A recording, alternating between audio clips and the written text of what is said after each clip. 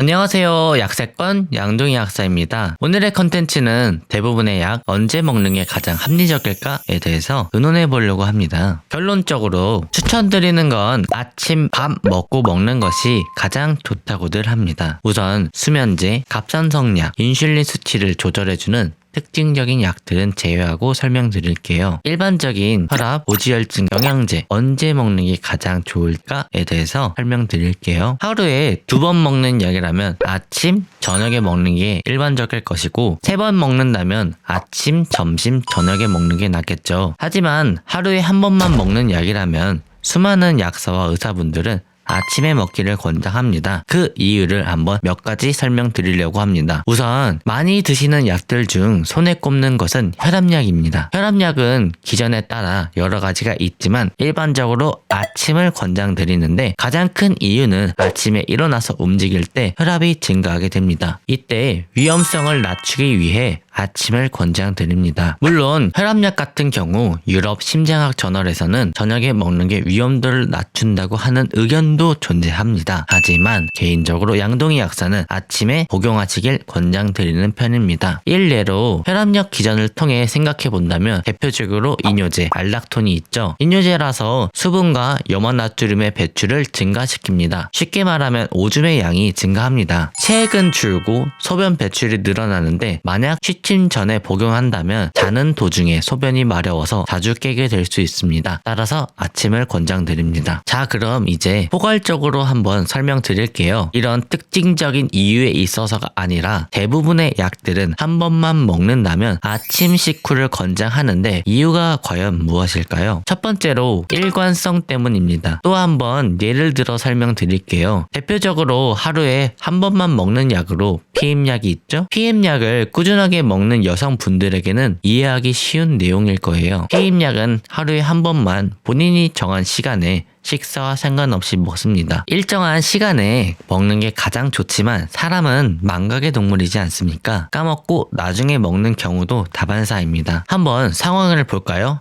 맞아, 먹어야지. A 여성은 원래 피임약을 저녁 10시에 먹습니다. 그러던 어느 날 직장 내 회식이 있어서 술을 먹고 과음을 한 나머지 마셔. 먹고 집에 가서 약을 먹지 않고 그대로 잠이 들어버렸죠. 그대로 시간이 흘러 아침이 되어서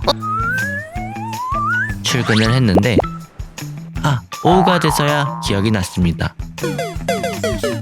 그래서 2알을 먹게 되었죠. 이런 상황은 왜 일어나는지 생각해 볼까요? 대한민국 평균 수면 시간은 약 7시간입니다. 내가 약 먹는 시간을 저녁으로 가정했을 때 제 시간에 약을 안 먹고 다음 날이 되면 수면 시간과 아침 시간까지 합쳐서 12시간을 넘기기 쉽습니다. 하루에 한 번만 먹는 약의 경우 24시간이 기준이기 때문에 그중 반인 12시간을 넘긴다면 2알을 먹어야 하는 경우도 있고 그냥 약을 거르는 경우도 있습니다. 하지만 아침에 약을 꾸준히 먹는다면 어떻게 될까요? 만약 내가 아침에 약을 먹는 버릇을 들였다고 가정해 볼게요. 아침에 일어나자마자 샤워하자마자 먹는다면 아침에 일어나서 해야 할 루틴이 있어서 일상생활처럼 하기 쉽습니다. 하지만 만약 점심 식후 먹는 습관이라면 일이 많거나 할 일이 생겨 약 먹는 걸 잊거나 미룰 수 있습니다. 따라서 아침을 권장드리는 편입니다. 두 번째 이유는